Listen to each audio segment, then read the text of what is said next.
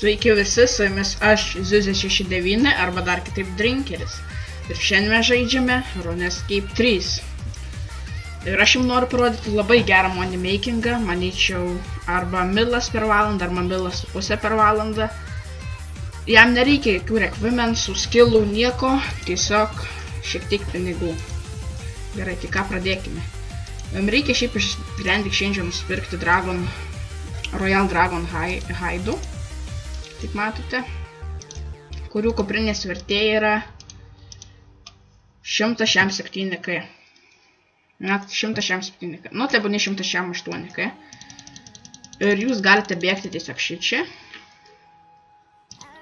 Nubėgę šičia. Patreidinti su šito čiveliu. Patreidinti su šito čiveliu. Patanint visus. Atsimenat, 168k buvo, o dabar 184k. Maždaug plus minus 12k profitas per 10 sekundžių. Tikrai neblogas money makingas, manyčiau. 1 arba 1,5 milo per valandą. Su juo užsidirbau šiuos gražius 11 milų. Aišku, čia kai kuriem gali būti kapeikos, kai kuriem ne. Bet, ką žinau, man tai čia, manyčiau, geras money makingas. Ir tiek. Ir tuoj, suvarysim, tiesiog sutaninsim, kaip normaliau pasakius, 100 Royal Dragon leterių, maždaug per, ką žinau, 2 minutės kokias. Ir pasižiūrėsim, kiek jie kainavo prieš tai 100 ir kiek dabar kainuos. Gerai.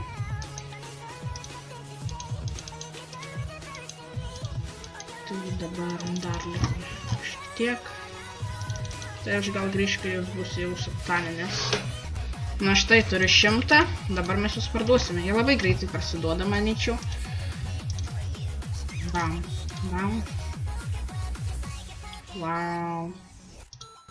Na gerai, mažinkime kainą. Kai bandai kažką parodyti, dažniausiai nepavyksta.